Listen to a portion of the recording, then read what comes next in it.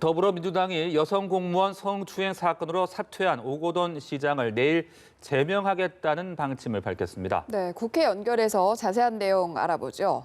박철웅 기자.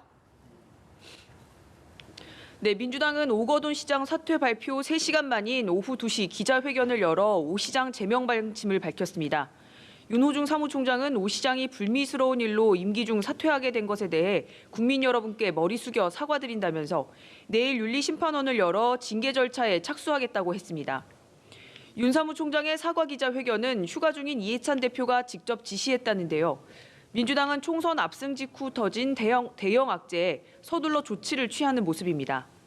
2018년 비서 성폭력 문제가 불거졌던 안희정 전 충남지사가 제명된 사례를 고려하면 바로 제명 조처가 내려질 걸로 보입니다. 윤 사무총장도 제명 이외에 다른 조치를 생각하기 어렵다고 했습니다.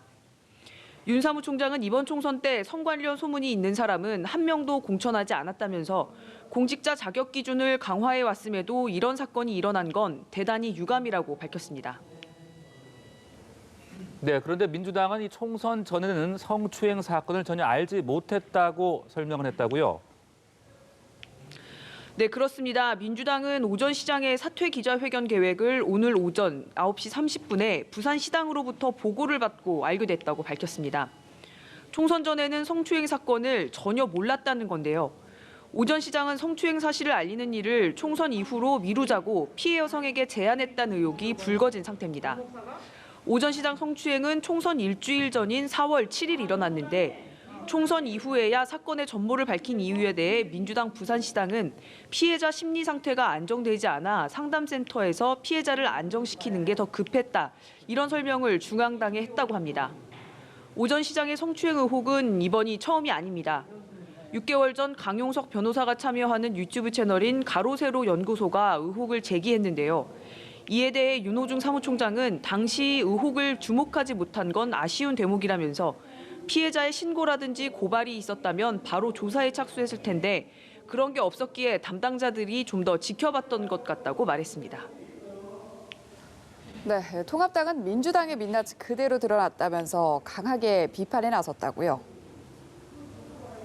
네, 그렇습니다. 통합당 김성원 대변인은 민주당 출신 인사들의 성 관련 문제는 비단 이번만이 아니라며 안희정 전 충남지사와 정봉주 전 의원, 김남국 당선인의 여성 비하 팟캐스트 출연 논란을 일일이 거론했습니다.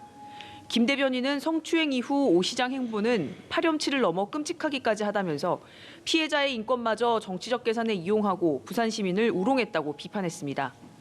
공교롭게도 오늘 정부와 함께 대대적으로 디지털 성범죄 대책을 내놓은 민주당을 향해선 대책 운운하기 전에 당장 본인들부터 돌아보라고 꼬집었습니다. 통합당은 특히 청와대와 여권이 오전 시장의 사퇴 시점을 일부러 총선 이후로 조율했을 수 있다고 의혹을 제기하면서 검찰 수사를 촉구했습니다. 민생당은 오전 시장 사퇴가 꼬리 자르기로 보이지 않으려면 민주당이 철저히 진상규명을 해야 한다고 했고 정의당은 권력과 지위를 활용한 성폭력은 가장 크게 책임을 물어야 한다고 밝혔습니다. 지금까지 국회에서 전해드렸습니다.